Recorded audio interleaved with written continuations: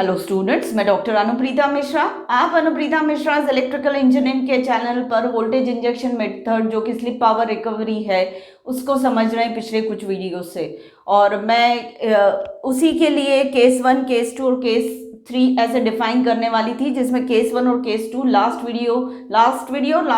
Video में समझा चुकी हूँ। केस 3 आज मैं डिस्कस करने वाली हूँ। पर इस केस 3 को डिस्कस करने के लिए मैं मदद लेने वाली हूँ टॉर्क स्लिप कैरेक्टरिस्टिक्स की भी। और केस 3 में कंडीशन क्या है कि हम ऐसा ईजे इंजेक्ट कर रहे हैं रोटर सर्किट में जो कि इन फेज विथ E2 है, मतलब SE2 के साथ एडिटिव है ईजे, और साथ में ईजे का मैग्नीट्यूड जो है वो I2Z2 से बड़ा है। अब आप कहेंगे इस वाली केवीएल इक्वेशन को देख के कि अगर ईजे I2Z2 से बड़ा हो गया मतलब RHS बड़ा हो जाएगा और LHS छोटा है, क्योंकि ये ऑलरेडी I2Z2 से बड़ा है और उसमें कुछ और ऐड हो गया तो और बड़ा हो जाएगा, तो RHS बड़ा हो गया और LHS छोटा है। तो बेटा ये जो हम डिस्टर्बेंस क्रिएट कर रहे हैं ना ईजे को इन फेज विथ और मोर देन I2Z2 इंजेक्ट करके, ये डिस्टर्बेंस ही ऑटोमेटिक सारी चीज़ों को सेटल डाउन करके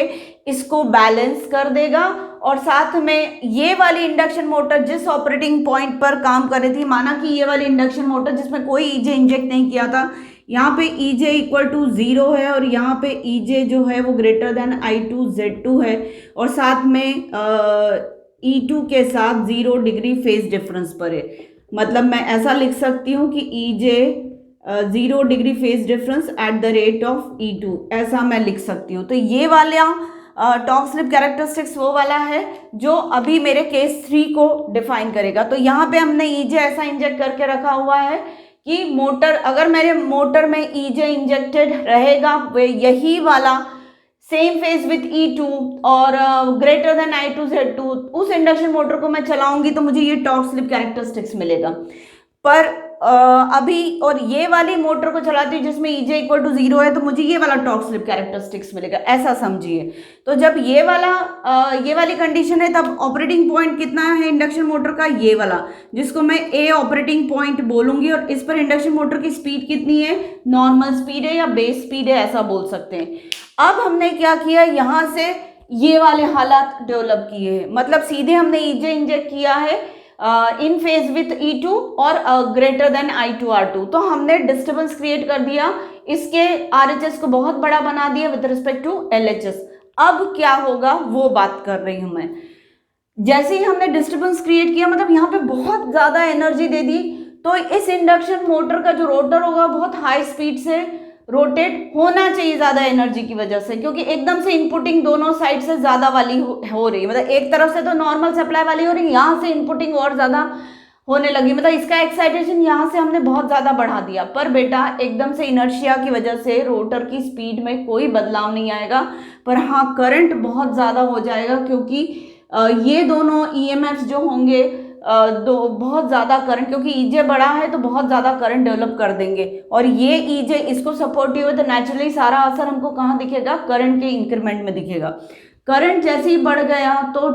टाउ डी बढ़ जाएगा, टाउ डी मतलब टॉर्क बढ़ जाएगा, डेवलप टॉर्क। तो अब यही चीज़ मैं यहाँ समझा रही हूँ कि ये वाली इंडक्शन मोटर हमारी यहाँ पर थी, इस ऑपरेटिंग पॉइंट पर काम कर रही थी, और उसकी स्पीड जो थी वो नॉर्मल NRN स्पीड थी, बेस स्पीड थी। जैसे ही टॉर्क ज़्यादा डेवलप होगा हमारी इंडक्शन मोटर यहाँ इतना टॉर्क डेवलप करने, स्पीड में कोई चेंज नहीं आया है, NRN पर मोटर यहाँ इतना टॉर्क डेवलप करने लगेगी, ये टाउ डी जो होगा वो इसके करस्पॉन्डिंग होगा। अब जैसे ही टाउ डी ये वाला है, लोड टॉर्क कितना है, तो लोड टॉर्क और टॉर्क डी में डिफरेंस जो होगा वो पॉजिटिव होगा, मतलब tau D minus tau L, acceleration positive हो जाएगा, तो मोटर की स्पीड बढ़ने लगेगी। मोटर की स्पीड बढ़ने लगेगी मतलब इधर जाएगा, और जैसे ही ये इंडक्शन मोटर की स्पीड इधर बढ़ने लगेगी, मतलब NRN से ज़्यादा स्पीड होने लगेगी, तो धीरे धीरे स्पीड बढ़ेगी तो स्लिप कम होगी, स्लिप कम होगी, और इतनी स्लिप कम होगी तो SE2 भी क्या होगा, कम होगा, पर वो स्लिप इतनी हो जाएगी, मतलब बढ़ते बढ़ते मोटर की स्पीड इतनी हो जाएगी कि सिंक्रोनस स्पीड से भी ज़्यादा स्पीड हो जाएगी, ताकि स्लिप कैसी हो जाए, निगेटिव। और ये निगेटिव स्लिप क्या करेगी, यहाँ पे RHS और LHS को इक्विवेलेंट करने की या इक्वल कर देगी ये निगेटिव स्लिप, क्योंकि EJ जितना भी बड़ा होगा I2Z2 से उतना सब्ट्रैक्शन ये SE2 क्रिएट कर देगा बिकॉज ऑफ निगेटिव स्लिप। तो SE2 क्या बन जाएगा, minus S triple dash E2। मतलब इन हालातों के सारे पैरामीटर्स को मैं ट्रिपल डैश से ले रही हूँ, minus S triple dash E2। अब यहां पर आने के बाद रोटर करंट रिड्यूस होना शुरू होगा, रोटर करंट रिड्यूस होना शुरू होगा तो टाउ डी भी रिड्यूस होगा। अब टाउ डी रिड्यूस हो रहा है मतलब धीरे धीरे यहाँ मोटर इस तरफ जाने लगेगी,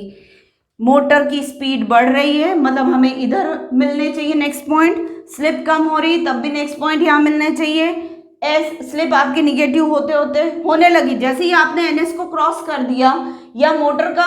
जो कंडीशन है फंक्शनिंग के, जैसे ही एनएस स्पीड को क्रॉस कर देगा, मतलब स्पीड बढ़ते बढ़ते इतनी हो जाएगी कि एनएस के भी बियॉन्ड चली जाएगी, तो स्लिप आपकी निगेटिव होती चली जाएगी। ये निगेटिव स्लिप होगी धीरे धीरे, तो उसकी वजह से क्या होगा, E2 माइनस SE2 जो है वो निगेटिव होता चला जा रहा है, तो करंट भी क्या होगा, रिड्यूस होता चला जाएगा। और करंट रिड्यूस होता चला जाएगा तो टाउ डी भी रिड्यूस होगा, तो ये टाउ डी रिड्यूस हो रहा है। टाउ डी रिड्यूस होते होते एक स्टेज ऐसी आएगी कि यहाँ पर टाउ डी और टाउ एल दोनों मैच कर जाएंगे, तो ये वाला ऑपरेटिंग पॉइंट बी नया सेट हो जाएगा और इस पर जो हमें इंडक्शन मोटर की स्पीड मिलेगी वो ग्रेटर देन सिंक्रोनस स्पीड। किसकी सिंक्रोनस स्पीड बेटा, इस इंडक्शन मोटर की जो सिंक्रोनस स्पीड थी उससे ज़्यादा स्पीड हमें मिलने लगेगी NR।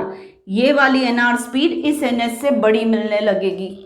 अब I2 यहाँ पे स्लिप क्या हो गई है, निगेटिव। इस टॉर्क स्लिप कैरेक्टरिस्टिक्स के रिस्पेक्ट में देखेंगे तो नई वाली स्लिप निगेटिव है, ये कहेंगे। इस टॉर्क स्लिप कैरेक्टरिस्टिक्स के केस में देखेंगे तो ये निगेटिव स्लिप नहीं है, उसके लिए तो वो पॉजिटिव स्लिप है। पर मेरी इंडक्शन मोटर बेसिकली इस बेस कंडीशन पर काम कर रही थी,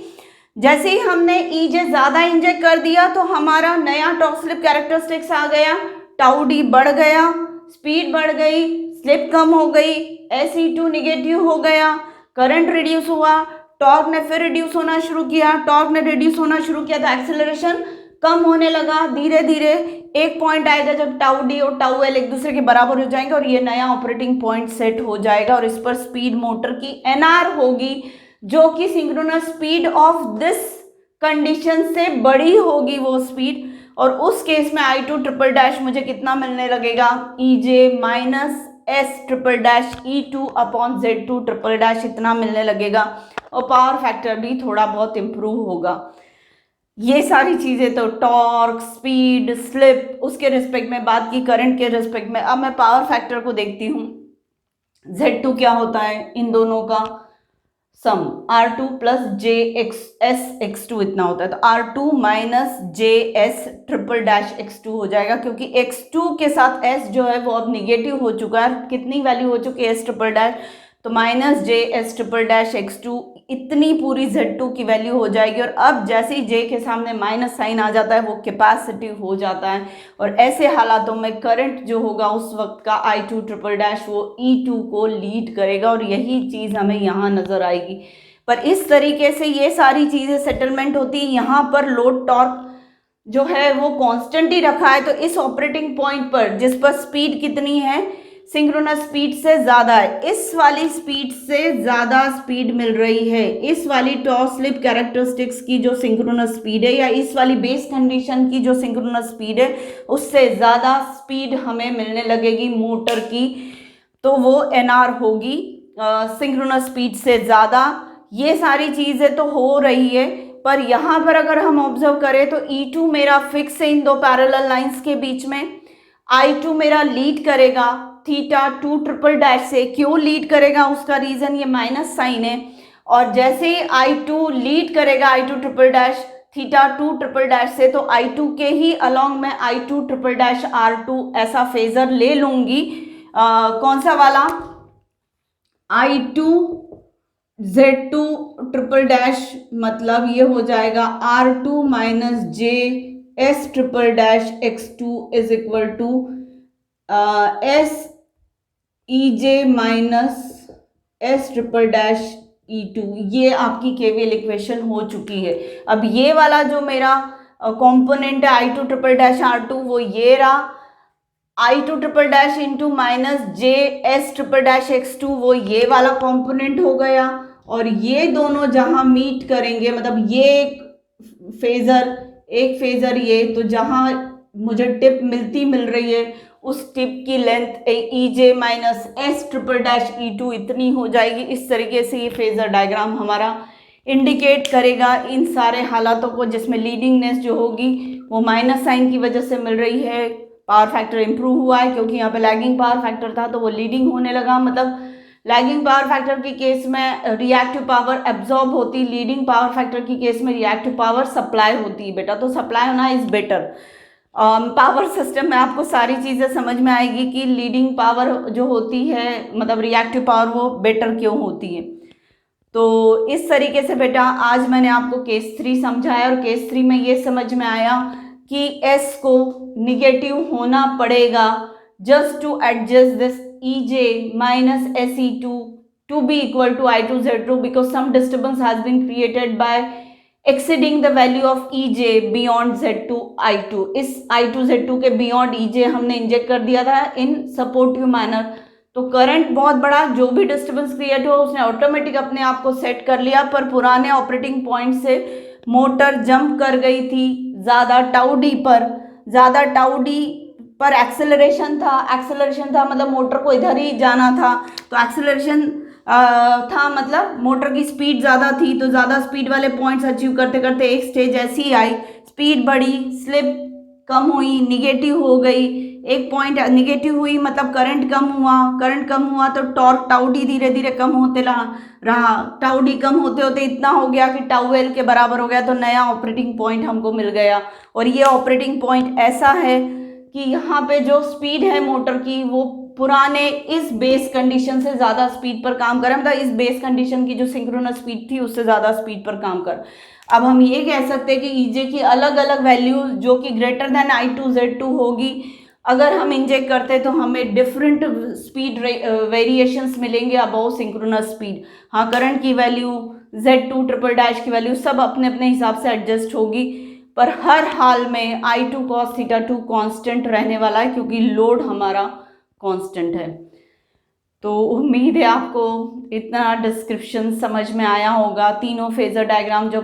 कॉन्सिक्यूटिव एक एक वीडियो में मैं डिस्कस करती चल रही हूँ आपको समझ में आई होगी। तो प्लीज़ आप मेरे वीडियो को लाइक कर दीजिए, मेरे चैनल को सब्सक्राइब करवाइए और अपना इन डेप्थ इलेक्ट्रिकल का नॉलेज जो है वो बहुत स्ट्रॉन्ग करिए। Thank you.